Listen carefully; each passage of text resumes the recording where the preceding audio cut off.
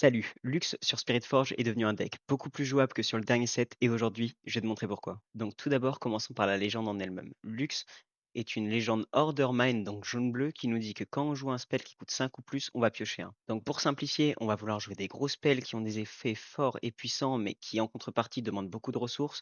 Mais grâce à la mécanique du Gold Gear du set, on va pouvoir ne pas perdre trop la tempo de la game et rester en avantage. Comme Chosen Unit pour ce deck, on va prendre Lux Guard qui nous dit que en réaction, on peut ajouter 2 d'énergie pour un spell. Donc c'est super fort, ça nous permet de jouer nos cartes qui coûtent plus de 5 pour beaucoup moins cher en late game, sachant qu'on va laisser cette Lux en base toute la game pour éviter qu'elle se fasse gérer. Donc comme nouvelle carte du set, on a ce petit T2 qui nous dit que quand il conquiert, il génère un Gold Gear Exhaust. Donc c'est très bien pour prendre les champs de bataille early et essayer de tenir une pression en early face à son adversaire et qui en plus plus tard du coup sera valorisé. Si en plus on peut le faire survivre et qu'on arrive à générer un deuxième Gold Gear, il prend une value exceptionnelle.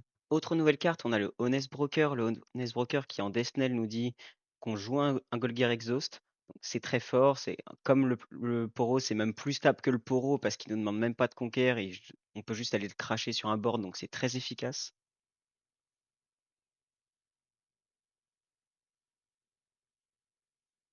Dans cette même esprit, on a le card Sharp qui nous dit que quand on le joue, toi et chaque opposant peuvent jouer un Gold Gear Exhaust, et pour chaque opposant qui va le faire, on va en faire un supplémentaire de notre côté.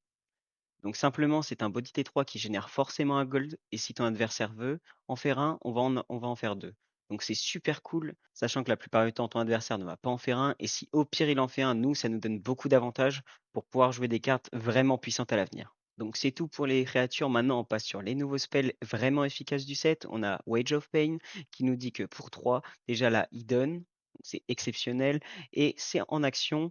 On peut infliger 3 unités sur un champ de bataille et créer un Golgir Exhaust. Below Breast est aussi un nouveau spell qui nous dit pour un power et un énergie en action et en plus il a repeat pour son même coup, on peut infliger un dégât à 3 unités au même endroit. Donc c'est très efficace, surtout à des cartes comme Imperial Decree que je vous montrerai juste après, qui sublime la carte. Imperial Decree qui elle du coup nous dit que pour 5 et 2 power, donc c'est une carte qui va déjà proc l'effet de luxe avant tout, et qui nous dit qu'en action, chaque unité qui vient prendre des dégâts ce tour sera tuée. Donc ça va être très fort quand, par exemple avec le spell d'avant, où on va pouvoir tuer instantanément 3 unités, et en plus, quand on va générer plusieurs petits tokens dans notre stratégie, qui vont aller se crash sur des gros bodies, ça va être très efficace. En parlant de tokens, on a ce magnifique nouveau gear qui est un peu lent dans certaines stratégies, mais dans la nôtre, on va pas avoir le choix de l'utiliser parce que ça va nous permettre en late game d'avoir une vraie condition de win.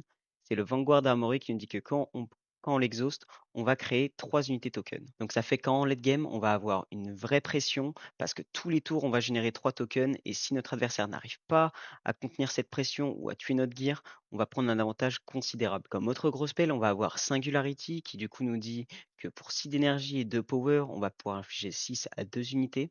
Donc déjà, c'est encore une fois une carte qui nous fait draw et ça gère beaucoup de cartes dans le set actuel. La plupart des bodies de Draven vont mourir là-dessus et du coup, c'est vraiment une carte efficace. Autre gros spell, encore une fois, on a Blast of Power qui en action tue une unité sur un champ de bataille pour 6 et 1 power. Simple et efficace. Comme autre nouvelle carte pour 6, en action, on va pouvoir jouer 4 token units. Donc encore une fois, ça permet de proc notre effet de la légende et en plus de générer des bodies qui vont encore une fois synergiser avec Imperial Decree, etc. Vous avez compris la mécanique. Dragonder est une nouvelle carte du set qui elle nous dit que pour 5 d'énergie et 1 power, on va simplement pouvoir tuer une unité d'un champ de bataille.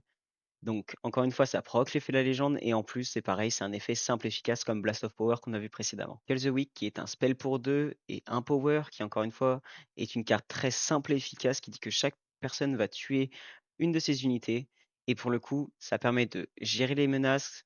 Dans les decks comme Irelia et Horn qui se basent sur une seule créature, ça va vraiment être super efficace. Et en plus, nous, généralement, soit on ne va rien tuer, ou soit simplement un petit token. Et la dernière carte qui permet de sublimer toute cette stratégie pour le late game, c'est Time Warp, qui déjà va nous faire piocher un quand on va la jouer avec l'effet de notre légende, et qui en plus nous permet de prendre un tour supplémentaire. Donc parfois, quand vraiment vous avez besoin de piocher, bah, simplement vous allez la jouer, au moins vous allez prendre des tours sup, rajouter de la draw, donc c'est plutôt efficace. Comme champ de bataille autour de ça, on va jouer Aspirant Climb qui permet simplement de rajouter un point à la partie, qui va permettre de ralentir la game et de nous permettre de finir par prendre l'avantage et d'épuiser les ressources de notre adversaire. Forgotten Monument qui est dans la même stratégie qui va empêcher les joueurs de scorer sur ce champ de bataille jusqu'à leur troisième tour, donc ça permet aux agros de ne pas prendre les deux champs de bataille et de ralentir la game à sa manière. Et comme autre nouveau champ de bataille, on a Ravenbloom Conservatory qui nous dit que quand on défend, on peut révéler la carte du dessus de notre deck et si c'est un spell, on l'ajoute à notre main.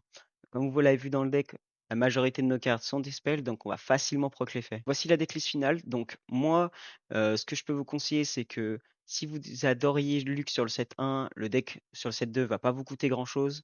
Si vous aviez déjà vos Time Warp, c'est pareil. Et Time Warp, il me semble qu'elle a baissé en prix, elle est plus à 80 € comme avant. Donc maintenant, c'est une carte beaucoup plus abordable. Même la liste, vous pouvez la jouer sans, hein, vous pouvez augmenter les ratios de certaines cartes et rester là-dessus. Merci à vous d'avoir regardé la vidéo. Si vous l'avez aimé, n'hésitez pas à la liker, à vous abonner et à me mettre un commentaire. Et je vous dis à la prochaine.